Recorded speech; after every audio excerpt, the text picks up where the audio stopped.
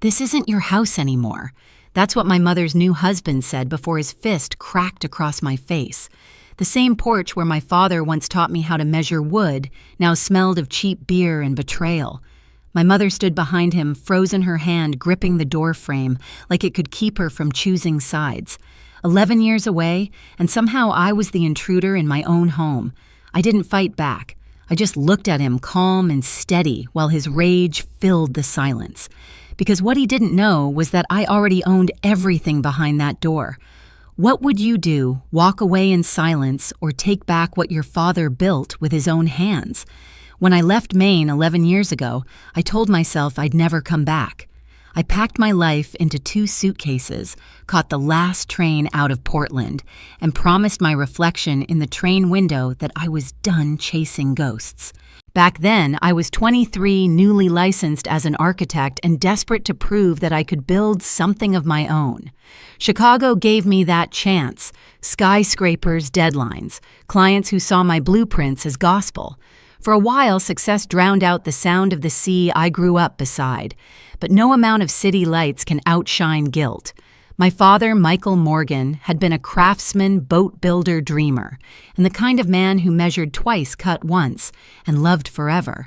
His workshop stood at the edge of the water where salt air kissed pine. He died before seeing it expand, before seeing the plans we drew together come to life. And when he was gone, my mother, Yvaleen, fell apart in slow motion. She sold little pieces of him first, the tools, then the stories. When she met Ethan, the so-called investor who offered to modernize the business, I didn't fight it. I was young, angry, tired of being the responsible one. I thought leaving would protect me. I was wrong. In Chicago, I still sent money every year. Property taxes, maintenance bills, small payments to keep the workshop from foreclosure. I told myself I was doing enough, that love could be wired through a bank transfer. I didn't know Ethan was already sinking his claws deeper, convincing my mother that my distance meant indifference. By the time her email landed in my inbox, I hadn't heard her voice in nearly 3 years. The subject line was simple workshop, the message short surgical. She wrote that they had decided to sell. It's time to move on, she said, as if grief had an expiration date. She wanted me to sign away my share to make things easy, and the offer $10,000 for the entire legacy of a man who spent 30 years carving perfection out of wood. I reread the message twice, then a third time. My chest didn't tighten. It hollowed. I wasn't angry, yet just cold. Ethan's fingerprints were all over it. Quick sale, quick payout, no conversation. The same man who hadn't even known my father when the foundation was poured was now claiming ownership over every nail, every beam. I closed the email, stared at the blank reflection on my laptop screen, and finally whispered, no. Not to them, but to myself. Because the workshop wasn't just property, it was proof that craft meant more than profit. And if they wanted to erase my father's name, they'd have to go through mine first. The next morning, the plane dipped through gray clouds and the coast appeared ragged cold and heartbreakingly familiar. Maine looked exactly like it always had, stubborn and quiet. The taxi driver barely spoke, just hummed along to an old country station while I watched the pine trees flick past the window. Every mile closer to the house felt heavier, like I was driving back into a version of myself I thought I'd outgrown. When we turned onto the gravel road leading to my family's property, my stomach tightened. The house stood where it always had, but the details were wrong. My father's wooden sign that once read, Morgan Workshop, handcrafted boats. Since 1978 was gone, replaced by a cheap printed banner, Cole Marine Design. The shutters were peeling, the porch lights flickered, and the yard looked neglected as if no one there cared about roots anymore. I stepped out, pulling my coat tighter against the wind. My suitcase wheels scraped over the gravel as I climbed the steps. For a second I hesitated, my hand inches from the doorknob. Then it opened. My mother stood there. Yvaleen Morgan, once graceful and warm, looked smaller now. Her hair had grayed her smile too practiced. Amanda, she said, her voice unsure, like she wasn't certain I was real. Before I could answer, a shadow filled the doorway behind her. Ethan, mid-30s, still trying to dress like he belonged in a boardroom, not a boatyard. The smell of beer hit me before his words did. "Well, look who decided to show up," he said, smirking. "The runaway daughter." "I came to talk about the workshop," I said evenly. He laughed a short, ugly sound. "The workshop? You mean my business?" He stepped past my mother, chest puffed, blocking the door. "This isn't your house anymore." For a moment, everything went still. The sound of the sea, the crunch of gravel under his boots, even the air itself. My mother flinched at his words but said nothing. Then came the hit. His fist caught my cheek, sharp and fast like punctuation. I didn't fall. I didn't even blink. I just stood there, the metallic taste of blood on my tongue, staring at him while the porch light buzzed overhead. Yvaleen gasped, "Ethan, stop." But she didn't reach for me. She reached for him. That was what broke something inside me, not the punch, but the silence that followed it. I adjusted my coat, straightened my back, and looked him dead in the eye. "You're right," I said softly. "It's not my house." I turned toward the driveway, "But it's not yours either." I walked away without another word. Behind me, I could hear him muttering, calling me ungrateful, crazy, useless. I didn't care. The anger I expected never came. Only clarity did, cold and sharp as the winter air. By the time I reached the road, I already knew what I needed to do next. I pulled out my phone, opened my contacts, and found the name I hadn't called in years, Daniel Chen. The motel room smelled faintly of salt and detergent. A single lamp hummed beside the bed as I sat on the edge holding a cold compress against my cheek. The bruise hadn't fully surfaced yet, but the ache beneath it was steady, like a reminder not to forget what I came here for. I set the ice pack down, reached for my laptop, and opened the folder I'd guarded for years. Inside were the receipts, tax bills, and transfer records, every payment I'd quietly made to keep the workshop alive. My father's blueprints, his last letter, and at the very bottom, folded inside a sleeve of plastic, the original deed papers signed in his steady hand. The artisan clause was right where I had written it. When I was 19, the property shall be used exclusively for handcrafted marine craft. Any attempt to mass produce or sell prefabricated vessels will result in immediate breach of ownership. Ethan had no idea that clause even existed. He'd stepped into my father's life work like it was a pawn shop and thought charm could cover theft. When Daniel Chen answered, his voice was gravelly older but still calm, the same man who had guided my father through every contract. "Amanda," he said quietly, "I was wondering when you'd call." "They're selling it," I told him. "He hit me today. Said it wasn't my house anymore." There was a pause, then a slow exhale. "Do you still have the original deed?" "Yes," I said. "Every page." "Then we start there." He promised to file an emergency injunction first thing in the morning. "Ethan's type never checks the fine print," he said. "If that clause holds, we freeze everything, assets, accounts, sales. He won't be able to touch a nail without court approval." After the call, I stayed still, listening to the ocean outside. For the first time, the sound didn't feel peaceful. It sounded like a warning. I opened the drawer beside me and found an old notepad.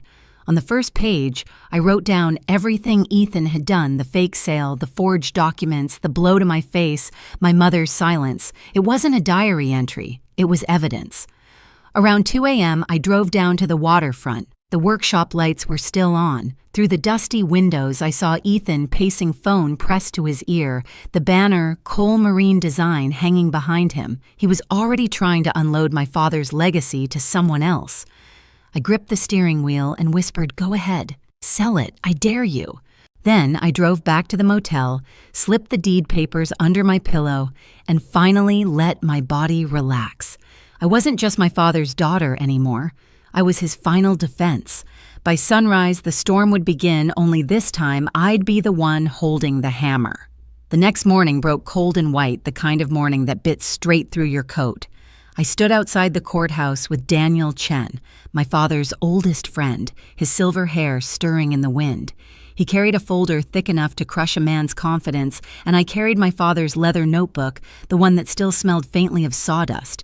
"Ready?" Daniel asked. "I've been ready for 11 years, I said. By the time we drove to the workshop, a local sheriff's cruiser followed behind us. The injunction had been signed an hour earlier. Ethan just didn't know it yet. The sky hung low, the color of pewter, when we pulled up to the property. The yard was a mess, discarded lumber, empty beer cans, the once bright Morgan Workshop sign lying face down in the dirt. Ethan's truck was parked crooked beside the bay doors. Through the open frame, I could hear music blasting over the whir of machines. We stepped inside. The smell hit me, first chemical resin oil, not a trace of cedar or varnish. Ethan stood by the main bench, beer in hand, watching two men load fiberglass hulls onto a trailer. When he saw me, his smirk spread slow, lazy like a cat that thought it had cornered a bird. "Well, look who brought a lawyer," he said, raising his can. "You sure you're in the right place? Thought you quit this family years ago." "I didn't quit," I said. "I invested." Daniel's calm voice cut in. "Mr. Cole, as of this morning, the court has issued a temporary injunction. You are required to cease all sales transfers and production until ownership is clarified." Ethan's smile faltered just for a heartbeat before he laughed. "You've got to be kidding me. Yvaleen owns this place now. She signed everything over." Daniel opened the folder. "Actually, she didn't. You forged her signature on the second loan document, and the bank flagged it. Then you tried to fake Amanda's. That's forgery and wire fraud." Ethan blinked, eyes narrowing. "You think you can prove that I don't have to think," I said, stepping forward. "I can." I pulled a copy of the original deed from my bag and laid it on the workbench between us. My father's signature gleamed faintly beneath the plastic sleeve. "This clause," I said, tapping the page, states that the workshop can only be used for handcrafted marine craft, not fiberglass kits from overseas, not mass-produced garbage with my father's name stamped on it. Every boat you've sold under Morgan violates that clause. Every sale is fraud." He stared at the paper like it might bite him. "You wouldn't dare take this to court." "I already did." His face drained. For the first time, Ethan looked small. Then, like cornered men always do, he turned angry. "You think anyone's going to believe you? You left. You don't belong here." I took a slow breath. "You're right. I left. But that doesn't make me blind." I looked around the room, the cheap tools, the wrecked workbenches, the gray paint smeared over the oak beams my father and I had sanded together. "You didn't just steal from me, Ethan. You erased him." He lunged forward, but the sheriff moved faster, stepping between us. "Mr. Cole, I'd stay right there if I were you." "Get out of my way," Ethan snarled. "Not my call," the sheriff said, nodding toward Daniel, who handed him a second folder. "Court order. We're freezing all assets until the investigation's complete." Ethan turned to my mother, who had appeared in the doorway, her robe half-tied, face pale. "Yvaleen, tell her she has no right to do this." My mother's hands trembled. "Ethan, please, stop." "Stop," he barked. "They're stealing everything. The deals, the equipment." She cut him off, voice cracking. "You stole first." The silence that followed was heavy enough to crush bone. For the first time, she looked at me not as an intruder, but as the last person still standing in her corner. Tears filled her eyes, but I didn't look away. Ethan shoved a box off the table, papers scattering like snow. "You think you can ruin me?" Daniel spoke quietly. "You already did that yourself." The sheriff took a slow step forward. "Ethan Cole, you're under arrest for fraud, forgery, and embezzlement. Put the can down." For a second, I thought he might swing. His eyes burned, jaw clenched. But when the sheriff reached for his cuffs, Ethan's shoulders sagged. "You'll regret this," he hissed at me as the metal snapped around his wrists. "I already did," I said, "for 11 years. They walked him past me toward the door. The trailer outside still carried the fiberglass hulls he'd tried to sell. As the engine started, I called out, "Make sure those are impounded. They're evidence."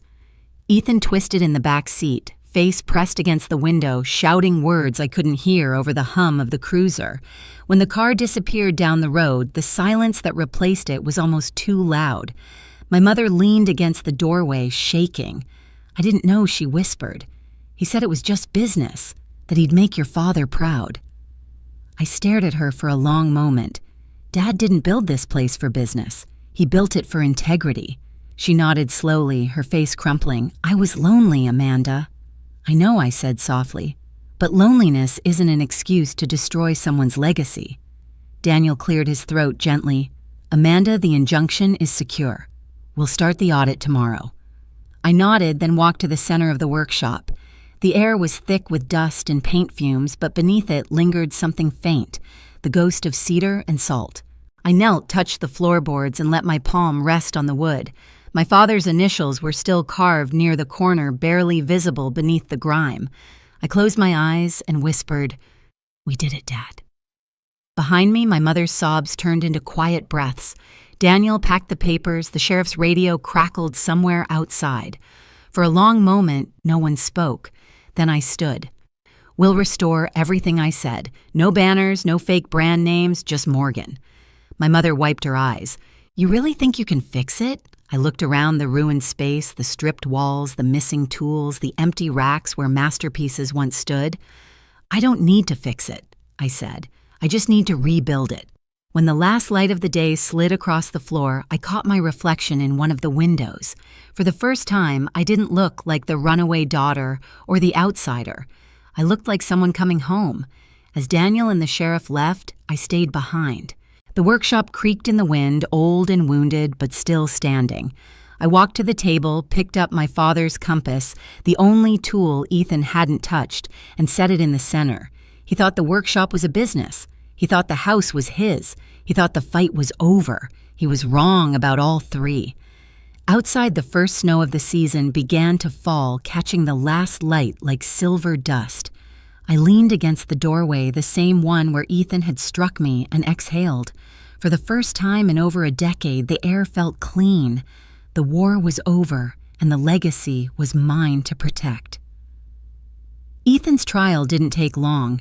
The evidence Daniel gathered, bank transfers, forged contracts, and the sales under my father's name, was airtight. He pled guilty to avoid a longer sentence.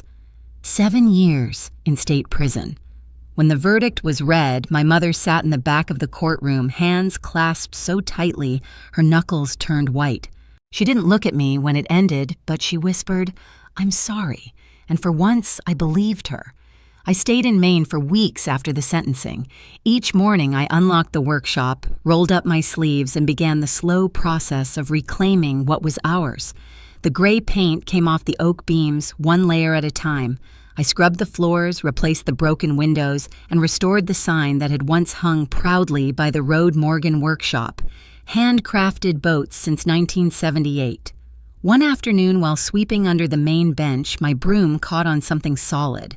I knelt down, pulled back a loose plank, and found a small bundle wrapped in oilcloth.